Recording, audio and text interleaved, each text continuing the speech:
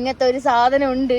അപ്പൊ എനിക്ക് എന്തോ പെട്ടെന്ന് പേര് ഓർമ്മ വന്ന്. കഴിഞ്ഞ ദിവസം ഞാൻ കണ്ണൂരിൽ നിന്ന് തലശ്ശേരിക്ക് റിട്ടേൺ വരുന്ന വഴിക്ക് കണ്ടൊരു ഷോപ്പാണിത്. ഷോപ്പല്ല, ആക്ച്വലി ഒരു കുഞ്ഞു സ്റ്റോള്. നമ്മള് ഗ്രേപ്പ് ജ്യൂസ് ആയിരുന്നു വാങ്ങിച്ചിട്ടുണ്ടായത്. കുടിച്ചു നോക്കുമ്പോൾ നല്ല അടിപൊളി സാധനം. ഈ ഗ്രേപ്പിന്റെ പൾപ്പൊക്കെ ആയിട്ട് നല്ല സെറ്റ് സാധനം. ഞാൻ മെയിനായിട്ട് വീഡിയോ ചെയ്യാൻ കാരണം എന്താണെന്ന് വെച്ച് കഴിഞ്ഞാല് ഞാൻ ഒരുപാട് ഇതുപോലത്തെ ജ്യൂസസ് ഞാൻ കുടിച്ചിട്ടുണ്ട്. ബോട്ടിൽസിൽ നമുക്ക് കിട്ടുമല്ലോ, അത് പൾപ്പ് വരുന്ന സാധനങ്ങൾ ഞാൻ ഒരുപാട് കുടിച്ചിട്ടുണ്ട്. പക്ഷേങ്കിൽ അത് കുടിക്കുമ്പോൾ തന്നെ നമുക്ക് മനസ്സിലാവും ഇത് ആർട്ടിഫിഷ്യൽ സാധനമാണ് നമ്മൾ ഈ കുടിച്ചുകൊണ്ടിരിക്കുന്നത് എന്നുള്ളത്. പൾപ്പാണെങ്കിലും നമുക്ക് ആർട്ടിഫിഷ്യൽ എന്തോ ഒരു ഫീലിംഗ് നമുക്ക് കിട്ടും. പക്ഷെങ്കിൽ ഇതെന്താന്ന് വെച്ച് കഴിഞ്ഞാൽ നമ്മൾ ഒറിജിനൽ നമ്മളെ ഗ്രേപ്സ് ഉണ്ടല്ലോ, അത് നമ്മൾ പൊട്ടിച്ച് കഴിക്കുമ്പോൾ എന്താണോ ഫീൽ ചെയ്യുക അത് സെയിം തിങ്.